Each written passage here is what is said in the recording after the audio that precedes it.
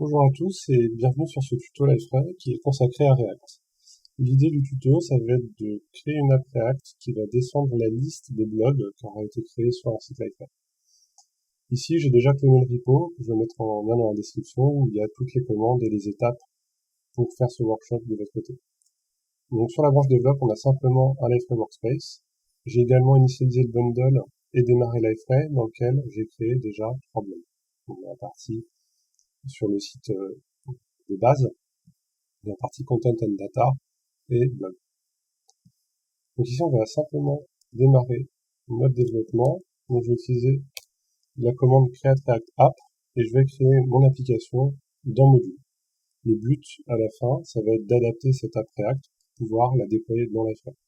C'est pourquoi on la met dans un Liferay Workspace, puisqu'une fois que ça sera adapté, on pourra utiliser des build Gradle pour pouvoir builder notre application, notre bundle Liferay et prendre en compte la construction de notre app en JavaScript. Donc là, ça va terminer. Je vais pouvoir me mettre dans module, React App, et ici, je vais simplement pouvoir faire yarn start. Et ça va pouvoir démarrer mon application en ouvrant une nouvelle fenêtre. Je vois que l'application tourne, donc si je vais dans les sources et dans AppJS, a priori je peux modifier ça et mettre un peu ce que je veux, donc classique et les Word, et ça fonctionne. Je vais juste changer la classe ici, je vais l'appeler comme mon module. On voit, il y a des warnings sur le fait que j'importe le logo et qu'il n'est pas utilisé, donc je vais le supprimer. Je vais supprimer également les tests, puisqu'on ne va pas en faire ici. Dans index.js, je ne vais pas utiliser non plus index.css, puisqu'on va utiliser la bibliothèque clé. Donc je peux jeter aussi le logo. Hop. Et là, j'ai plus du tout de style, donc c'est bien moche. Je vais pouvoir ajouter les dépendances vers clé. Add clé. Donc clé CSS, et les composants alerte, bouton, encart, indicateur, que je vais pouvoir ajouter. Donc à partir de ce moment-là, en fait, je vais pouvoir utiliser des composants React et appliquer aussi le style du thème par défaut de clé. Ça a été importé dans index.js. J'importe clé CSS, donc ça va être dans lib CSS, et ça s'appelle Atlas. Vous voyez que la police de caractère a déjà changé, donc on voit que le style est appliqué. Et je peux passer maintenant à mes composants. Donc je vais déplacer mes CSS dans le dossier CSS. Je vais mettre à jour mon import. Et je vais ajouter complements, dans lequel je vais mettre mon blog.js. Blog.js, c'est le composant qui va représenter le blog, donc sous la forme d'un encart, dont le style est appliqué par Clé. Donc, sur le site de Clé, on va retrouver le CSS markup, donc classique quand on fait du HTML, pour savoir sur les éléments HTML quelle classe appliquer, dans quel ordre, pour avoir ce résultat-là. Dans React, on va utiliser ce qu'on appelle des composants. Je vais du coup importer tout ça, tous les imports, donc j'ai forcément besoin de React pour la partie JSX, fonction blog, j'ai besoin de React pour pouvoir interpréter ces balises-là dans du JS. Et maintenant, donc ça, c'est valide ce que je viens d'écrire, mais je veux ce style-là ici. Donc, si je reviens sur mon app, je peux appeler blog, qui est automatiquement ici importé, et j'ai le résultat attendu, celui de l'exemple. Je vais rajouter un petit peu de style ici en ajoutant la classe container. Je vais également rajouter un titre Donc, ça va être blogs. Oups.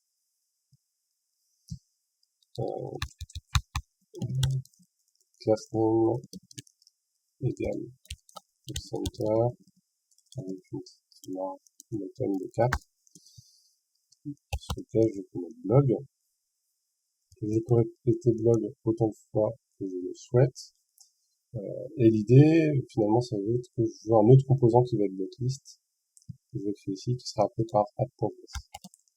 Donc blocklist.js, lui appellera blog, j'importe React, de toute façon, pareil, je vais exporter ma fonction qui s'appelle blocklist ici, et qui va retourner une div qui contient thisBlog. Là, je vais en mettre 3 pour voir un peu la différence. Si je reviens dans app.js, cette fois-ci, je vais blocklist, et je vais import de blog ici,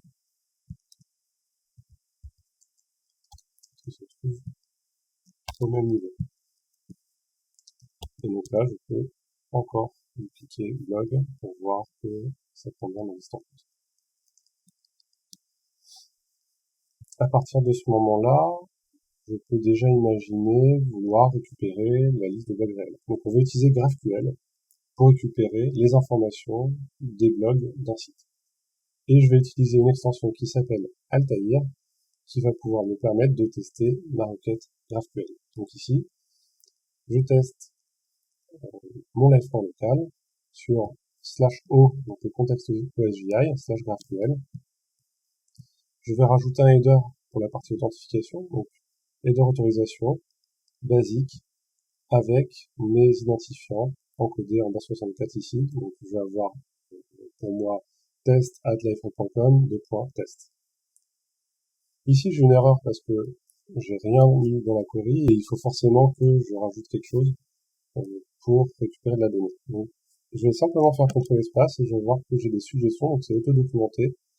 Et je vais pouvoir dire, je veux les blog posts. Je veux les blog posts du site qui a l'identifiant. Donc ça pouvait être avec le titre. Ici, ça va être 20 124 pour le site par défaut. Il me dit OK pour ça. Maintenant, qu'est-ce que tu veux dans le blog posting? Ici, je vais récupérer simplement les items. Et par item, quel attribut je veux. Donc, par blog, je vais récupérer le titre. Je vais récupérer l'ID aussi. Et on voit que je peux déjà lancer cette requête. Donc on va le faire. Et on remarque que il me retourne un objet data, qui me retourne blog posting, c'est ce que j'ai demandé de l'autre côté, qui me retourne un tableau d'item, c'est ce que j'ai demandé aussi de l'autre côté. Et en fait, il me retourne vraiment que les données qui ont été demandées dans cette requête-là, sous le format de la requête en termes d'arborescence. Ici, je vais rajouter des informations qui me manquent. Donc, il me faut aussi le corps du blog. Je veux aussi la date de publication et l'auteur, donc créateur. Et de l'auteur, je veux le nom. Je teste ma requête. Je retrouve bien ma date, je retrouve bien creator name. Et maintenant, je vais pouvoir utiliser cette requête-là dans mon application. Pour utiliser cette requête, on va utiliser un client GraphQL pour React qui s'appelle Apollo. Pour ça, il faut que j'ajoute les dépendances Apollo qui viennent de télécharger. On va pouvoir utiliser leur documentation pour voir un petit peu comment ça doit fonctionner. Donc là, ici, pour connecter le client à React, on voit qu'on a un objet parent qui est Apollo Provider. Donc c'est ce qu'on va faire. On va l'utiliser là dans la partie app.js. Donc on va encapsuler ça.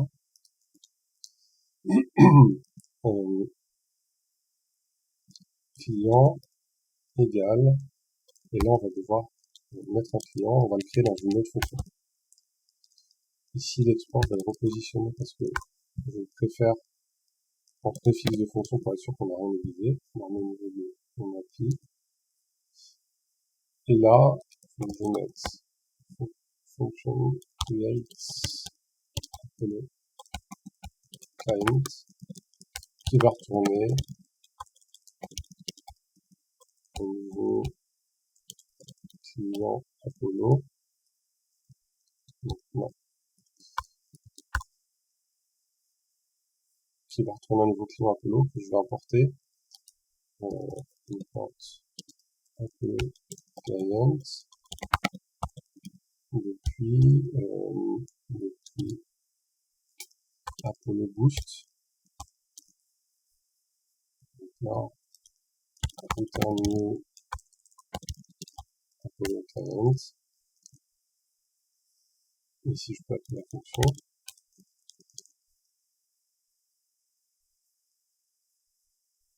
Et j'oublie l'import de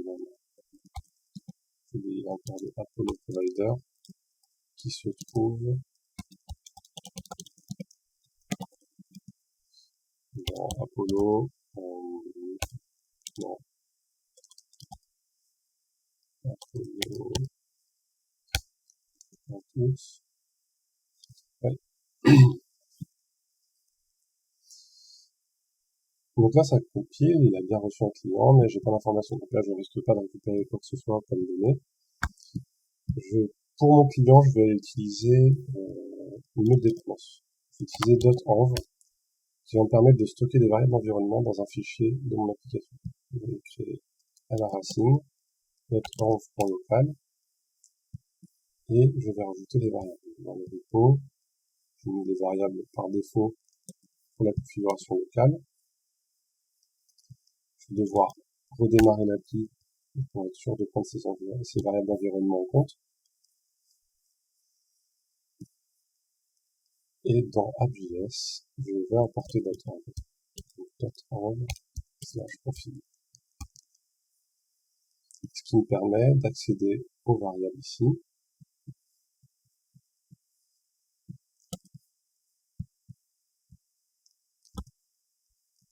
Voilà. Ça, je vais l'appeler endpoint. Le endpoint lui-même, je vais l'appeler host plus virtual endpoint. Et mes identifiants, ça va être, comme tout à l'heure, la concaténation de mon mail et de mon password. Donc ici, user de camp password en base 64. Ok. J'ai plus qu'à dépasser en paramètres. Donc URI de point et dans les headers, autorisation basique espace ça basique espace et bonne chance. Okay. Donc, normalement, on a un client qui est capable de se connecter à notre localhost avec nos identifiants et qui va pouvoir lancer des requêtes GraphQL. Donc, pour les requêtes GraphQL, on va se positionner du côté de blog list. On va aller ici. Et c'est ici qu'on va construire notre requête. Donc, on va récupérer celle qu'on a constituée dans l'extension. On rajoute ici, on va l'appeler onBlogs égale. Là, je la prépare comme ça. Mais j'ai besoin de l'objet GraphQL qui vient d'une dépendance d'Apollo qui est Apollo Boost. Et que je vais utiliser ici. Ici, j'ai le site ID, donc je pourrais le mettre en paramètre. Donc on peut imaginer faire site ID égale 124 et le passer paramètre ici.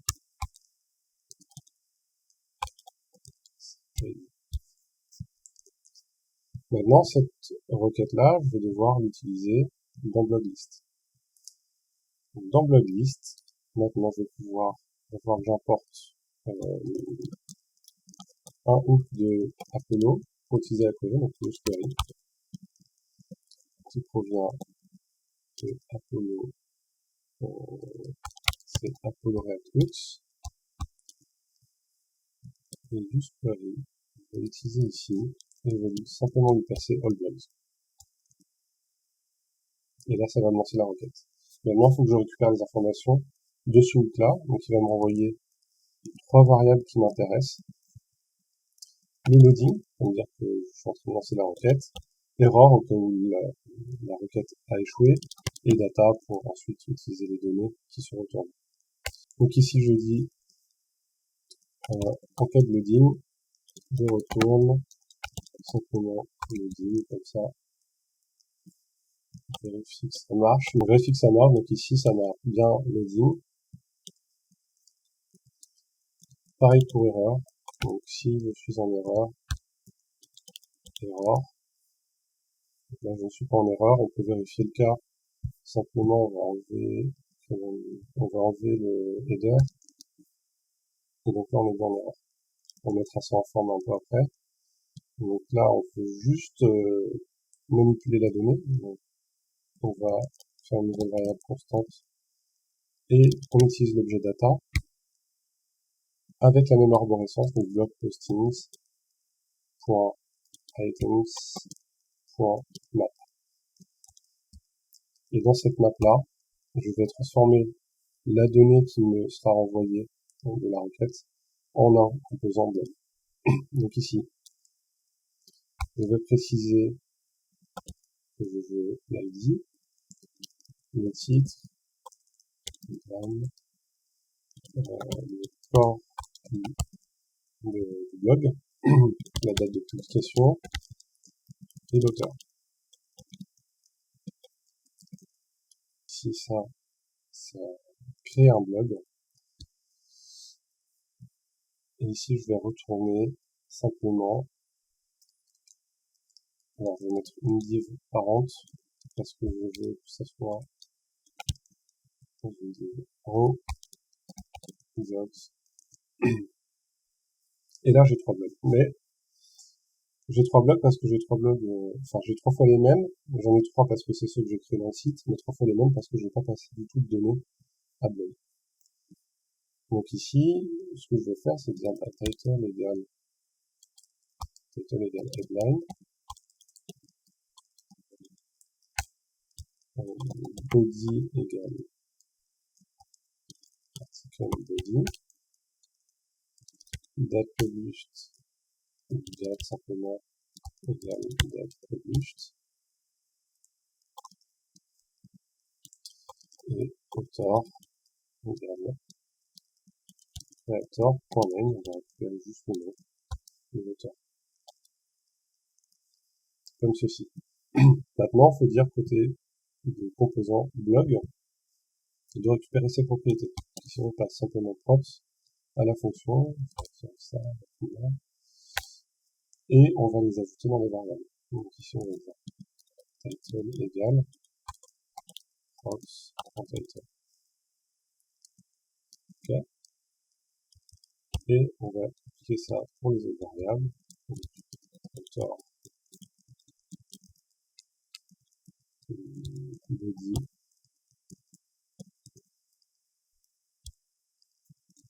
et date. Et si je réutilise ici, donc là, je vais avoir title. Et là, je récupère bien les titres. Je vais faire pareil pour le body. Donc là, j'ai vraiment tout ce que j'ai mis dans le blog. J'ai une option truncate, je peux l'utiliser ici. Ça va me trunquer sur une ligne. On va voir, on va utiliser un autre composant React qui nous permet de dire sur 2 ou 3 lignes. Ici, je vais dire simplement read. On va pas implémenter le bouton, mais ça laisse des bonus pour de votre côté pour imaginer ouvrir une modale qui est un composant clé et afficher le corps en entier, le corps du blog. Dans la partie, donc il me manque l'auteur. Ici, il me manque l'auteur. Je vais rajouter un autre champ description, mais cette fois pas titre, mais sous-titre. Donc j'ai un style qui est un peu différent. Je vais utiliser auteur, ainsi que date. Donc là, on voit qu'on a le format date qu'on avait récupéré dans la requête. C'est pas forcément terrible. Donc on va rajouter une autre dépendance qui est moment.js. On ajoute moment react moment. Ça va nous mettre à disposition un objet qui va nous permettre d'humaniser en fait la lecture de la date. On va importer moment depuis react moment. Et on va utiliser ce composant-là qui dit from now. Et je vais passer de cette façon-là. Et ici, on voit bien qu'il y a marqué, bon, bah, ce modèle a été créé il y a 4 heures, ce modèle a été créé il y a 4 heures. Donc c'est un peu plus joli. On peut faire le truncate spécifique dont on parlait. Texte, truncate, voilà. Ça s'appelle React Text Truncate. On va pouvoir importer ici Text Truncate qui vient de React Text Truncate. Et le snippet, on va récupérer dans le README. Je vais mettre ici. Donc là, on a un texte de base. Je vais pouvoir lui passer le body. Je retire le truncate du composant clé. Et là, j'ai bien sur, alors, c'est sur 4 lignes parce que j'ai zoomé. Si on dézoome, voilà, on est sur 3 lignes. Si je dis 2, on est bien sur 2. Je remets sur 3 lignes. Et l'idée ici maintenant, c'est de déployer cette application dans Liferay. Pour ce faire, j'ai la commande qui est adapt. Donc c'est yo Liferay.js, donc yo c'est Yeoman, Liferay.js c'est le générateur Liferay, et la commande adapt, qui elle va détecter le framework sur lequel je suis. Donc ici je suis sur React, il me dit bien j'ai détecté le projet Create React App, et il me demande maintenant est-ce que tu veux être dans la catégorie sample, sinon laquelle, donc je vais utiliser sample. Est-ce que tu as une installation locale? Oui. Là je vais renseigner le chemin absolu, donc je vais accélérer un petit peu. Donc c'est bien le dossier bundle, donc qui a été créé quand on a fait le init bundle. Ici il va me dire bah, je vais rajouter des informations, modifier des informations peut-être dans le package JSON. Est-ce que tu veux que je gère ces conflits? Donc je regarde le diff et je peux constater qu'il y a des propriétés de portlets, des nouvelles dépendances vers le npm bundler et des nouveaux scripts. Donc là je suis d'accord, je surcharge, pareil ici, je vais surcharger et il va me télécharger une nouvelle dépendance vers le npm bundler et les différents outils pour pouvoir, à partir de cette application JS, créer un jar qui va pouvoir être interprété par Liferay. Ici, je peux dire maintenant yarn run deploy Liferay, qui est le nouveau script qui est dans mon package.json. Donc je lance ce script là, on va accélérer un peu.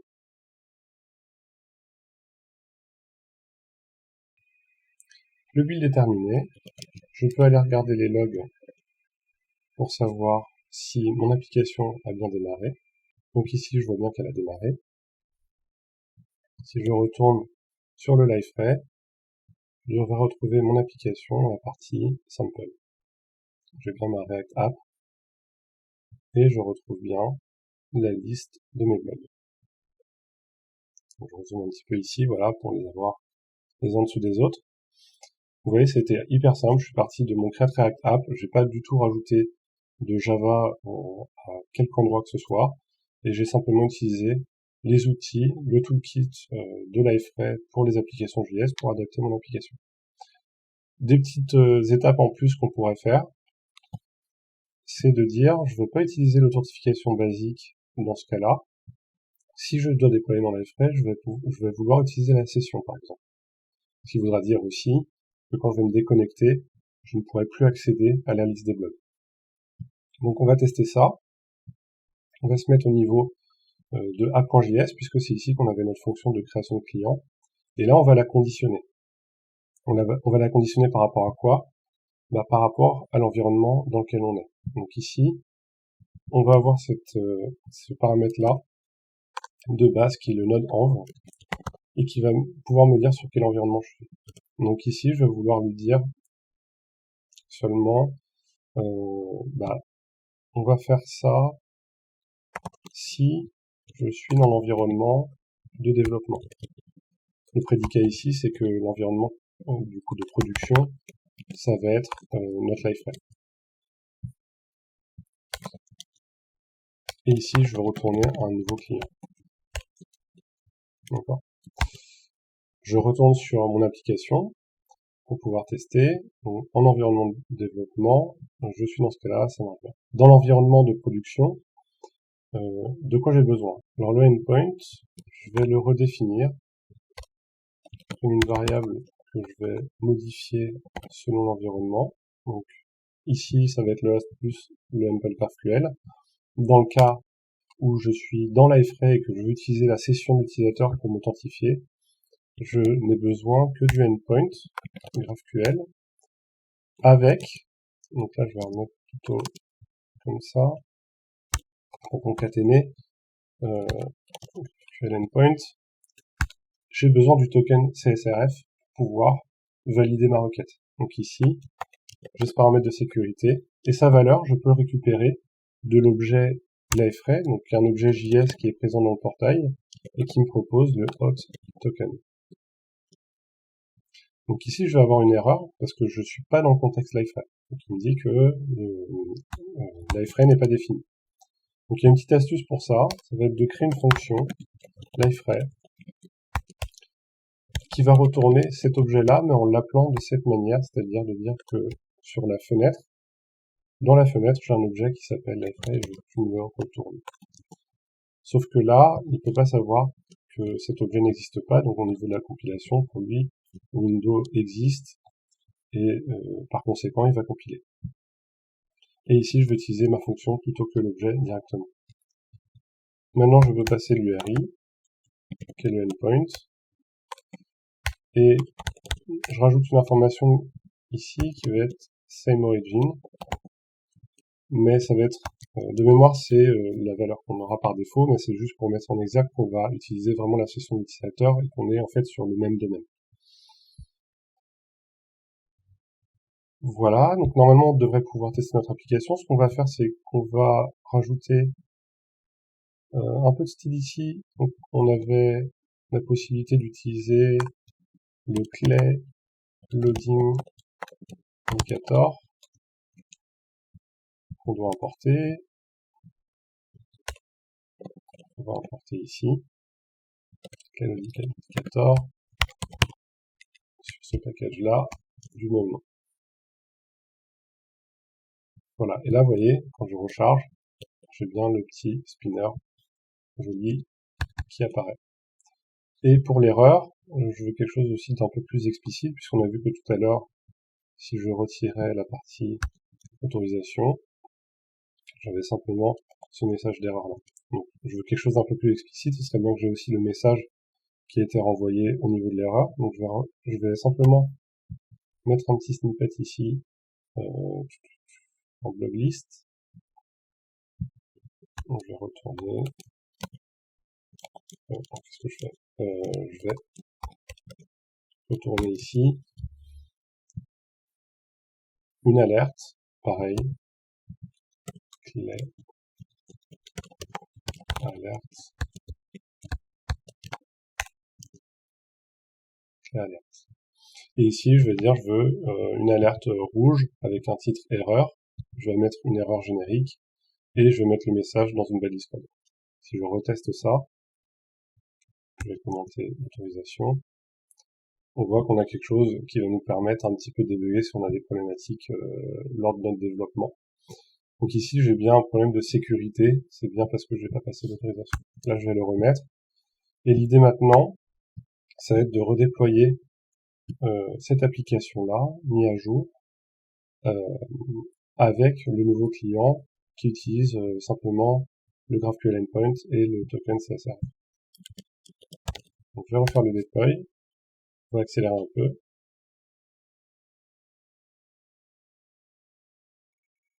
Mon application est bien redéployée, je refresh, et j'ai bien l'erreur que j'attends, puisque je ne suis pas connecté, j'ai bien un problème d'accès. Si je me log, j'ai bien la liste des blogs qui apparaît. Donc on va vouloir afficher un message d'erreur un peu plus sympa qui dit que s'il n'est pas connecté, on va lui demander de se connecter. S'il est connecté, on va charger la liste des blogs. Pour ça, on va utiliser une méthode de l'objet Liferay qui permet de savoir si l'utilisateur est authentifié. Donc ici, je rajoute une fonction eSignIn. Et là, pareil, je vais dire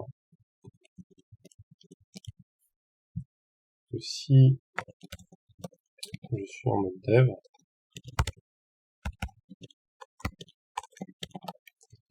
alors je retourne vrai, puisque je ne veux pas avoir ce message d'erreur. Au moins, on pourra le tester assez facilement. Et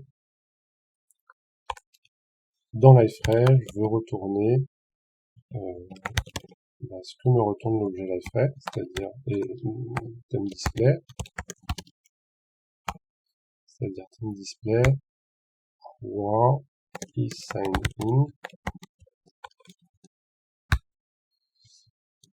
Et du coup, je vais utiliser cette méthode eSignIn pour faire de l'affichage conditionnel. Donc là, je vais récupérer un snippet pour aller un peu plus vite. Donc là, il me manque l'import clé alerte. Clé alerte depuis clé alerte.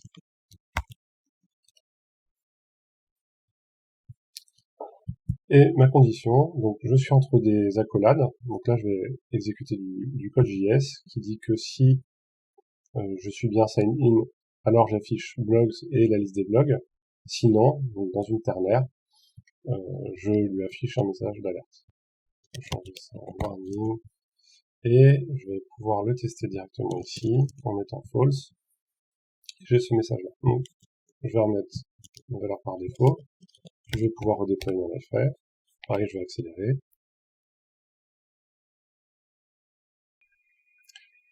C'est déployé. Je vais vérifier ça dans les logs. Je vais retourner sur le Liferay. Si je me déconnecte, j'ai bien ce message-là. C'est tout pour ce tuto, j'espère que ça vous aura plu, n'hésitez pas à laisser un commentaire, un petit pouce bleu, abonnez-vous à la chaîne pour avoir les vidéos des meet-up qu'on enregistre le plus régulièrement possible.